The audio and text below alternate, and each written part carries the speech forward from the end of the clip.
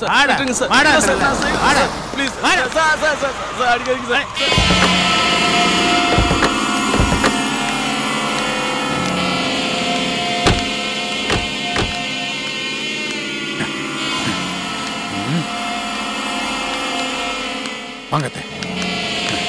டேய், எவ்வளவு திமிரு உனக்கு?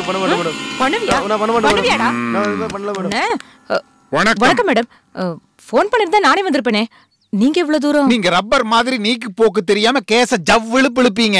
வெட்டொன்னு துண்டு ரெண்டு ஆக்கணுங்கிறதுக்காகத்தான் அத்தை நேரடியாவே இங்க வந்திருக்காங்க. ஏமா இன்ஸ்பெக்டர் இருக்காரா? இருக்காரு சார். அதுல நீங்க தயாரா இருங்க. வாங்க மேடம்.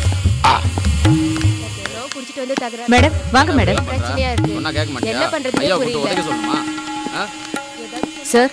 ஸ்டேஷனுக்கு யார் வந்திருக்காங்க பாருங்க சார். ஸ்பெஷல் விஐபி நாகவல்லி மேடமும் அவங்க ஹஸ்பண்ட் கவுன்சிலர் பரமகுரு சாரும் வந்திருக்காங்க. அறிமுகம் எல்லாம் வேண்டாமா? கோட்டையர் குடும்பத்தை பத்தி தெரியாதா? வணக்கம் மேடம். பேச்செல்லாம் நல்லாதான் இருக்கு தம்பி. ஆனா நடந்துக்கிறத பார்த்தா சரியா இல்லையே. மகன் விஷயமா தானே வந்திருக்கீங்க. உங்க வேதனை எனக்கு புரியுது. ஆனா எங்களை நம்புங்க, சரியான எவிடன்ஸ்க்காக தான் காத்துட்டு இருக்கோம். சார், இந்த பாட்டத்தை சப் இன்ஸ்பெக்டர் அம்மா பல தடவை பாடிருச்சுங்க சார். நீங்க புதுசா வேற பாட்டை பாடுங்க சார். இத பாருங்க, ஒரு போலீஸ் ஆபீசர் கிட்ட எப்படி பேசணுங்கிற வரமுறை தெரியாம பேசிட்டு இருக்கீங்க. நீங்க உட்காருங்க அம்மா. மன்னிக்கணும் தம்பி, நான் உட்காந்து பேசுறதுக்காக வரல. எங்க மாப்பிள்ள பேசின விதம் வேணா தப்பா இருக்கலாம், ஆனா விஷயம் தப்பானது இல்ல.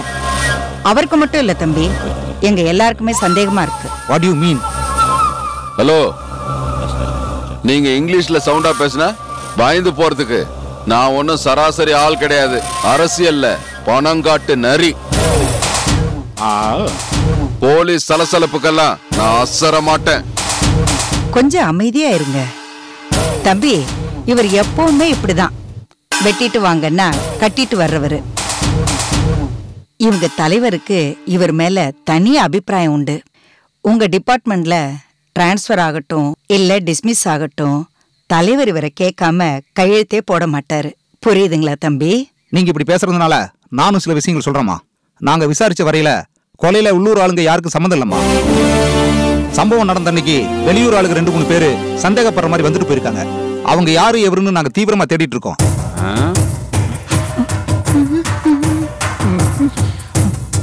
தம்பி, மாட்டை பிடிக்கிறதுக்கு அது வாலைத்தான் தேடணும்னு அவசியம் இல்ல. கொம்ப பிடிச்சி மடக்கினா கூட மாடு மடங்கிடும். சுத்தி சுத்தி நீங்க எங்க வர்றீங்கன்னு புரியுதுமா? நாங்க என்ன சொல்ல வரோன்னு உண்மையிலேயே உங்களுக்கு புரிஞ்சிருந்தா இந்நேரம் அந்த அண்ணாச்சி இந்த லாக்அப்ல இருந்திருக்கணும்.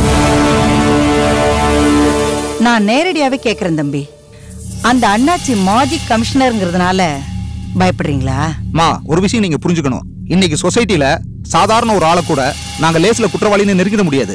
அப்படி இருக்கும்போது அண்ணாச்சி டிபார்ட்மெண்ட்ல ஒரு நேரத்துல டாப் மோஸ்ட் போஸ்ட்ல இருந்தவர்.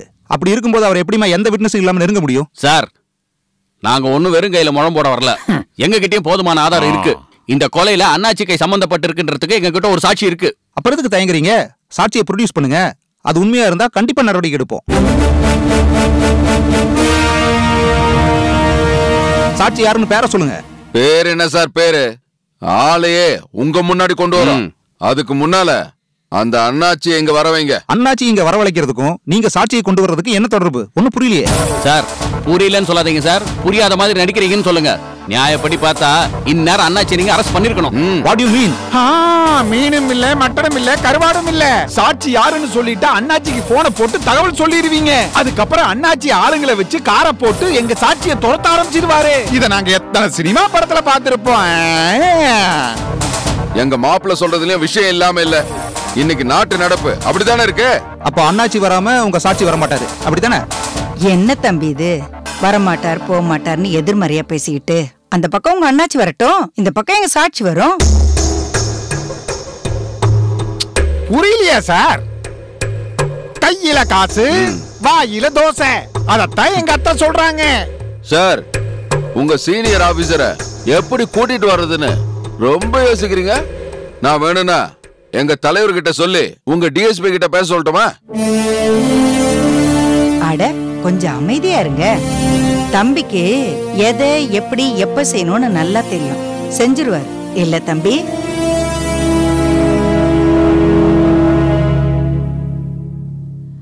சார், என்ன சார் யோசிக்கிறீங்க? வந்திருக்கிறது நாகவல்லி அம்மா. பேசுங்க சார். டிஎஸ்பிக்கு ஃபோன் பண்ணுங்க.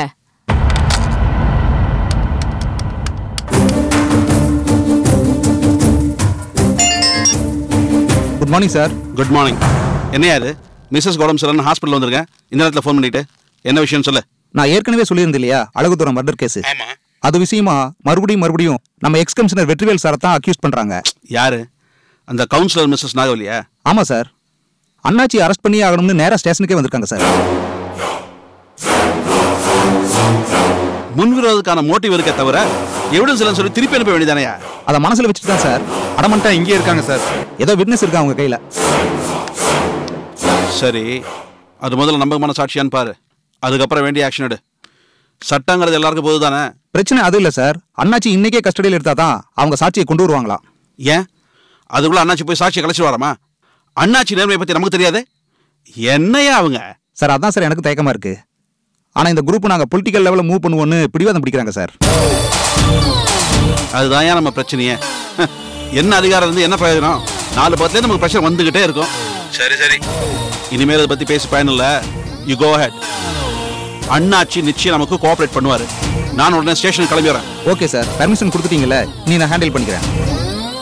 மேடம், உங்களுக்கு சாதகமா மேல இருந்து உத்தரவு வந்துருச்சு மேடம். இதுக்கு மேல என்ன வேணும்? கில்லாடி மேடம் நீங்க. மேடம் மறுபடியும் கேக்குறேன், உங்களோட சாட்சி இருக்குன்னு சொன்னதுல எந்த குழப்பமும் இல்லையே?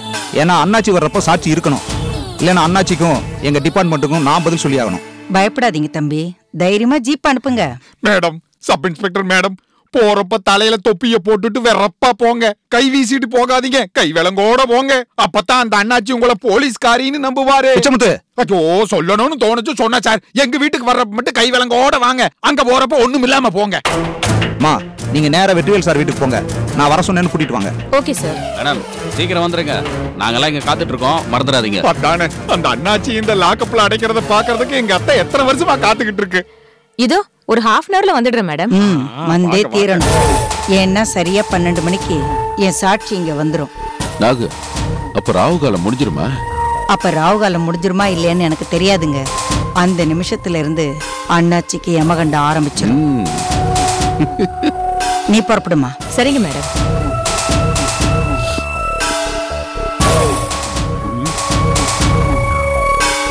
ஏமாச்சான், அத்தையை நம்பி நம்ம சவடாலா பேசிட்டோம்.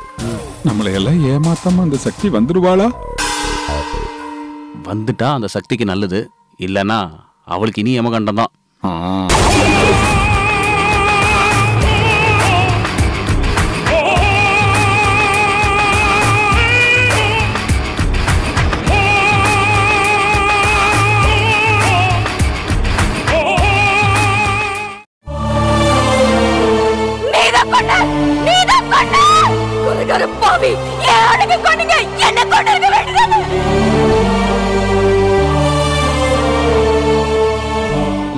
வேண்டாண்டா, அதெல்லாம் முடியாது. வேண்டாண்டா, நான் சொல்றத கொஞ்சம் கேளு. தங்கம், என்னங்க? என்ன விஷயம்? ஒண்ணும் இல்லைங்க. நான் வரும்போதே கவனிச்சு தான் வந்தேன். அவ என்னமோ கேக்குறான், நீ வேண்டாம் முடியாதுன்னு சொல்ற. இல்லங்க, ரொம்ப நாளைக்கு அப்புறம் அப்பா வெளியே போறாரு. அவரு எங்க போறாருன்னு கேட்டா, நான் வெளியே போறவர்கிட்ட எங்க போறீங்கன்னு கேட்க முடியாதுன்னு சொல்லிட்டு இருந்தேன். என்ன பொறுத்த வரைக்கும் ராத்திரியும் பகலும் மாறி மாறி வர்ற மாதிரி நல்லது கெட்டது கலந்ததுதான் வாழ்க்கை. அதனால நடந்ததே நினைச்சு வீட்டுக்குள்ளேயே அடைஞ்சு கிடக்கிறது தான் தப்பு. அதனாலதான் வெளியில புறப்பட்டேன். ஆனா உன் புள்ள கேட்டது அது இல்லைன்னு எனக்கு நல்லா தெரியுது. நான் சொல்றேன் மாமா.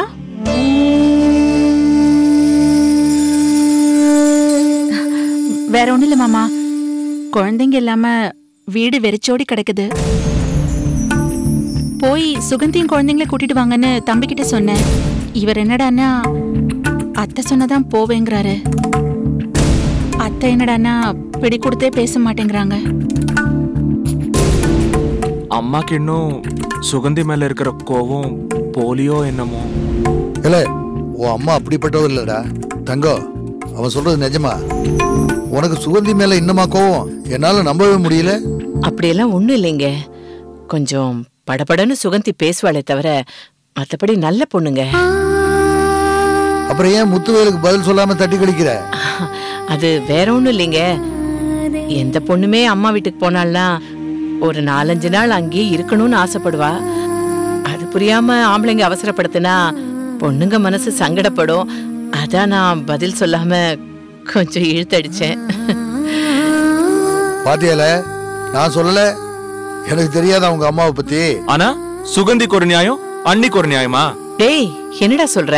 பின்ன என்னம்மா, இப்ப அண்ணன் பிசினஸ் விஷயமா வெளியூர் போயிருக்கான்ல, இந்த சமயத்திலாவது அண்ணி அவங்க அம்மா வீட்டுக்கு அனுப்பி வைக்கலாம்ல. டேய் நானா மாட்டேங்கிறேன். இவ சரியான வெகுளிடா. என்னையே அம்மாவா நினைச்சுக்கிட்டு என் முந்தானிய புடிச்சுக்கிட்டு சுத்திக்கிட்டு இருக்கா. வீட்டுக்கு வாழ வந்த மருமக அத்தையும் மாமாவையும் அம்மா அப்பாவா கொண்டாடுறா. ஆனா இந்த வீட்லயே பிறந்த பொண்ணு பெத்த அப்பா மேலேயே பழி சுமத்துறா. எந்த ஜென்மத்துல செஞ்ச பாவமோ இப்படி வந்து விடிஞ்சிருக்கு. தங்கம், குடும்ப விஷயத்துல எனக்கு தைரியம் சொல்ற நீ அப்படி பேசுற? உத்ரா ஒரு குழந்தைம்மா, நினைச்சது நடக்கலன்னா எடுத்தோம் கவுத்தோன்னு அடம் பிடிக்குமே, அந்த மாதிரி குழந்தை. நாம தான் பொறுமையா இருக்கணும். அவ சாப்பிட்டாளா? இல்லங்க. அவளை எழுப்பி சாப்பிட சொல்லுமா. அப்படியே பேச்சுவாக்குல நான் வீட்டுல இல்ல வெளியில போயிட்டேன்னு சொல்லு. அவ கண்டிப்பா வெளியில வருவா. சரிங்க. எல்லாரும் அவகிட்ட கலகலப்பா பேசுங்க. சரி மாமா, நீங்க கவலைப்படாதீங்க. இன்னைக்கு உத்தரா கிட்ட நிறைய மாற்றம் இருக்கு. காலையில இருந்து ஒரு மாதிரி அமைதியா இருக்கா. சக்தி கொடுத்த கோவில் பிரசாதத்தை கூட மறுக்காம பூசிக்கிட்டு திரும்பவும் படுத்திருக்கா. அப்படியாம்மா? அந்த சந்தோஷத்துலதான் சக்தி ஒரு கோயிலுக்கா போய்கிட்டு இருக்காளா? அப்ப சக்தி வீட்டுல இல்லையா? இல்ல நச்சி, வெளியே போயிருக்கா. மறுபடியும் முருகன் கோயிலுக்கு போறேன்னு சொல்லிட்டு போயிருக்கா. அப்படியா? போலீஸ் வராங்க. அப்பா ரிட்டையர் ஆனதுக்கு அப்புறம் இன்னைக்குதான் முதல்ல நம்ம வீட்டுக்கு போலீஸ் வண்டி வருது.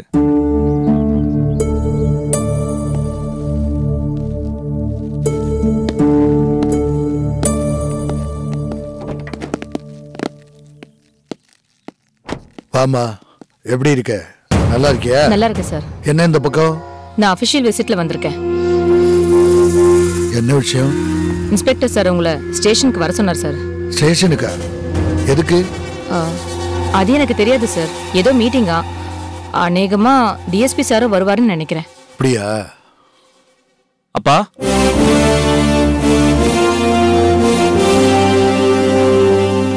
என்னடா உங்களுக்கு மீட்டிங்னு ஏதாவது போன் வந்ததாப்பா? இல்லையே.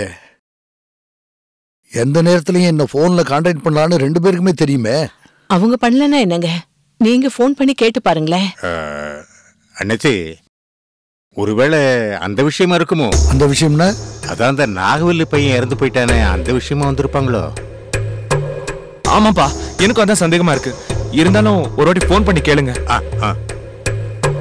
சார், கொஞ்சம் அர்ஜென்ட் மேட்டர்னு கையோட கூட்டிட்டு வர சொன்னார் சார். இப்பவே லேட் ஆகுது சார், ப்ளீஸ் சார். சரி, என்னதான் விஷயம்னு நான் நேர்ல போய் பார்த்து. அப்பா, நானும் உங்க கூட வரட்டுமா? ஏல, 30 வருஷமா நான் உன்னை கூட்டிட்டு தான் ஆபீஸ்க்கு போனேனா? நான் வரேம்மா. ஏங்க, ரங்கண்ணனையாவது கூட்டிட்டு போங்களேன். ஆமா, நீங்க போங்கண்ணே. நானும் வரேன், வாங்க.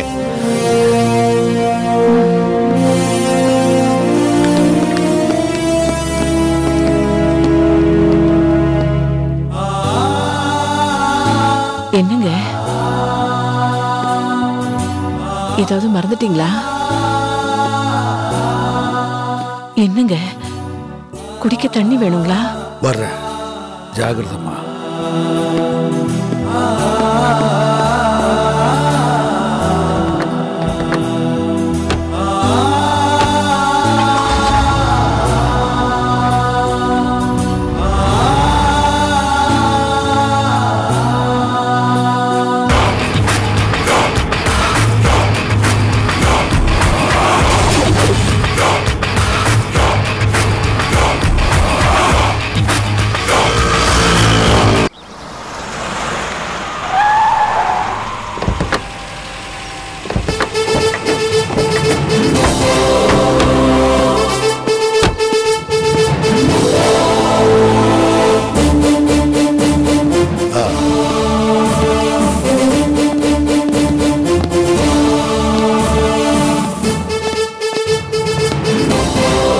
It's a pleasure to meet you again, sir. ஸ்டேஷன்ல மீட்டிங்னதோ வேற எதை பத்தியுமே யோசிக்காம கிளம்பி வந்துட்டேன். எனக்கு இதுதானே கோவில். இங்க வந்ததுக்கு அப்புறம் தான் இது மீட்டிங் இல்ல விசாரணைன்னு தெரியுது. ஏன் சார் இவங்க எதுவும் சொல்லியா? What is this? இல்ல சார், சார் கிட்ட எப்படி சொல்றதுன்னு விசுவாச தயக்கம் தான். இதுக்கு பேர் தான் விசுவாசமா? ஒரு வகையில இதுவும் விசுவாசம்தான். ஆனா யாருகிட்டங்கிறது தான் கேள்வி. சார் நீங்க வாங்க சார். கான்ஸ்டபிள் சேர் எடுத்து போடு.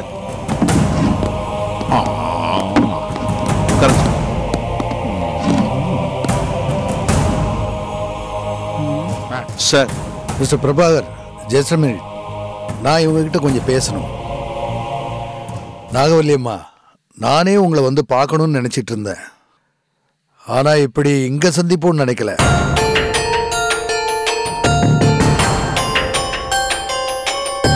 இருந்தாலும் எதுக்காக இந்த சந்திப்புன்னு இப்ப எனக்கு புரியுது.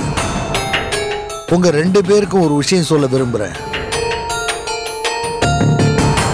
உங்க இழப்ப நினைச்சா எனக்கு ரொம்ப வருத்தமா இருக்கு. அதுலயும் பெத்து வளர்த்த பிள்ளைய பறிகொடுத்த ஒரு தாயோட வேதனை ரொம்ப கஷ்டமானதுன்னு எனக்கு தெரியும். உங்களை மாதிரியே 4 பிள்ளைங்களை பெத்த என்னால உங்க வேதனையை முழுசா புரிஞ்சுக்க முடியுது. உங்களுக்காக நான் மனசார வருத்தப்படுறேன். மற்றபடி நீங்க நினைக்கிறாப்ல உங்க புள்ள விஷயத்துல எனக்கு எந்த பங்கும் கிடையாது. நம்புறதும் நம்பாததும் உங்க இஷ்டம். ஆடு நினைதன்னு ஓனாய் எழுத கதையை கேட்டிருக்கோம். ஆனா ஆட்டுக்குட்டியை முழுங்கிட்டு புலி அழகிற கதையை இப்பதானே பாக்குறோம். அது வேற ஒண்ணும் இல்ல மச்சான். பூச்சாண்டி தான் காட்டுறோம்னு இத்தனை நாளா அண்ணாச்சி நினைச்சிட்டு இருந்தாருல்ல, இப்ப அவரை ஸ்டேஷனுக்கே வர வச்சுட்டான்ல. அந்த பூகம்பத்துல அப்படியே நடுநடுங்கி போயிட்டாரு. அங்க பாரு, மீசையில மண்ணொட்டாத மாதிரி சும்மா ஃபீலிங்க காட்டுறாரா. இல்ல உன் வயசை விட என் அனுபவம் ஜாஸ்தி இல்ல. அம்மா, நான் பார்க்காத வாழ்க்கை இல்ல. அடுத்தவன் வாழ்த்தி வாழ்த்தியே வாழ்ந்தாரு இல்ல, கண்டவன் திட்டி திட்டியே அழிஞ்சாரும் இல்ல. ஆனா ஒண்ணு, கூட இருக்கிற குள்ள நெறிங்க இப்படி ஏத்தி விட்டு சீரழிஞ்சு போன பல பேரை நான் பார்த்திருக்கேன். ஜாக்கிரதையா இருங்க சார். ஸ்டேஷன்ல விசாரணை நடக்கும்னு பார்த்தா உபன்யாசம் நடக்குது. கொஞ்சம் பொறுமையா இருக்குமா சார்? மிஸ்டர் பிரபாகர், இதை நான் ஏற்கனவே எதிர்பார்த்ததுதான். நான் தான் சொன்னேனே, வெயில் அடிச்சாலும் அண்ணாச்சி குத்தம், மழை பெஞ்சாலும் அண்ணாச்சி குத்தம். இப்படி பழி போடுறதே இந்த அம்மாவோட பிறவி குணம். தலையெழுத்த மாத்தவா முடியும்? இப்ப யாரோட தலையெழுத்து மாறப்போகுதுன்னு எங்க சாட்சி வந்ததும் தெரிஞ்சிரும்.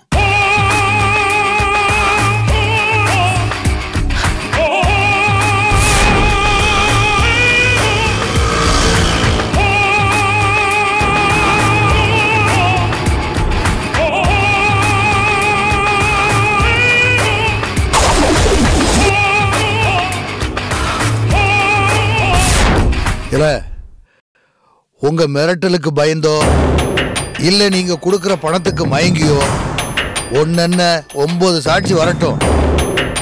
ஆனா அதுல ஒரு சாட்சியாவது என் முன்னாடி வந்து நின்று என் முகத்தை பார்த்து உங்க அழகுதுறை செத்தத்துக்கு இந்த அண்ணாச்சி தான் காரணம்னு சொல்லட்டும். அப்புறம் நடக்கிறத பாருல. அப்படி சொல்லிட்டா சொல்லட்டுல பாப்போம். உங்களுக்கெல்லாம் முகத்துல கண்ணுன்னா போலீஸ்காரனுக்கு முதுகுலையும் கண்ணு.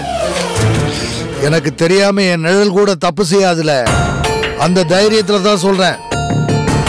உங்க சாட்சி மட்டும் என் முன்னாடி வந்து நின்று நான் தான் குற்றவாளின்னு சொல்லட்டும். மறு பேச்சு இல்லாம நானே அந்த செல்லுக்குள்ள போய் நிக்கிறேன். தம்பி, கேட்டுக்கிட்டீங்கல்ல, அவர் சொன்னதுக்கு நீங்க தான் சாட்சி. அம்மா பொறுங்கம்மா, நான் சாட்சியா இருக்கிறது அப்புறம். முதல்ல உங்க சாட்சியை கூப்பிடுங்க.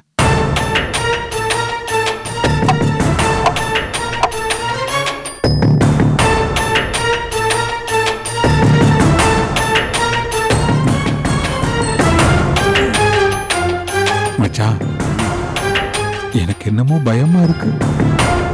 நம்ம சாட்சி சக்தி வந்துருவாள்ல. அப்படி வரலன்னு வச்சுக்கோ, நம்ம கதை கந்தலாயிரும். அப்புறம் அந்த செல்லுல அத்தைதான் போய் உட்காரணும். முதல்லயே தெரிஞ்சிருந்தா அத்தைக்கு பட்டு புடவைக்கு பதிலாக பருத்தி புடவை கட்டி கூட்டிட்டு வந்திருக்கலாம். அத்தை மணி 12 ஆகட்டும். சீக்கிரமா போங்க.